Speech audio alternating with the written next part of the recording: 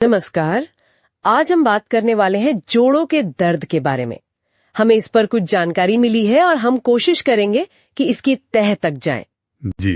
ये जोड़ों का दर्द जो है ये एक बहुत ही आम सी समस्या लगती है। कई लोगों को होती है और ऐसा नहीं कि सिर्फ बुजुर्गों को ही हो। बिल्कुल सही कहा, ये किसी भी उम्र में हो सकती है असल में। तो चलिए देखते हैं कि ये जो जानकारी हमें मिली है ये क्या कहती है, इसके मुख्य कारण क्या हैं और इससे बचने के लिए या राहत पाने के लिए क्या कर सकते हैं। बिल्कुल। तो सबसे पहले कारण, जानकारी कहती है कि उम्र बढ़ना और गठिया ये तो बड़े कारण हैं ही। हाँ, ये तो है ही। और गठिया में भी मतलब दो खास तरह के बताए गए हैं। एक ऑस्टियोआर्थराइटिस, हाँ, जिसमें वो जोड़ों के बीच की जो गद्दी होती है ना, कार्टिलेज, वो घिसने लगती है। और दूसरा है रूमेटाइड आर्थराइटिस। अच्छा। वो एक ऑटो इम्यून प्रॉब्लम है, मतलब शरीर का अपना डिफेंस सिस्टम ही जोड़ों पर अटैक करने लगता है। ओहो। लेकिन सिर्फ यही नहीं, अगर कोई पुरानी चोट लगी हो, जोड़ों में सूजन हो या फिर वजन ज्यादा हो, मोटापा, ये भी बहुत बड़े कारण हैं। हाँ, वजन वाली बात तो समझ आती है, वो सीधा जोड़ों पर खासकर घुटनों पर दबाव डालता होगा, है ना। बिल्कुल बिल्कुल, घुटनों पर, कूल्हों पर। और आपने वो खानपान की बात की थी। हाँ। जानकारी में लिखा है गलत खानपान। हाँ, उसका क्या मतलब हो सकता है। देखिए, सीधे सीधे कहें तो शायद इशारा है प्रोसेस्ड फूड्स की तरफ, जिनमें नमक शक्कर ज्यादा होती है, या फिर ऐसी डाइट जिसमें फल सब्जियां कम हो, जिनसे सूजन कम होती है। अच्छा। और साथ ही ये भी ध्यान देने वाली बात है, विटामिन डी और कैल्शियम, इनकी कमी भी आजकल जोड़ों के दर्द का एक कारण बन रही है। हाँ, ये तो काफी सुना है आजकल, विटामिन डी की कमी। जी, शहरी जीवन में धूप कम मिलना, डाइट में कमी, कई वजह हैं। और इसके लक्षण, दर्द तो है ही, पर उसके अलावा।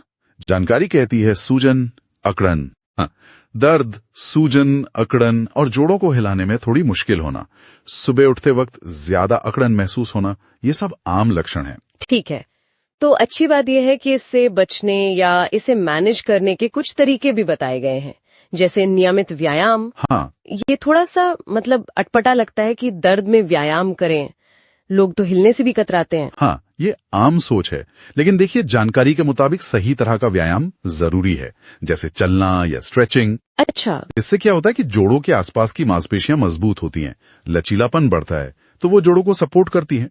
हाँ, ये जरूरी है कि अपनी क्षमता देखकर और सही ढंग से करें।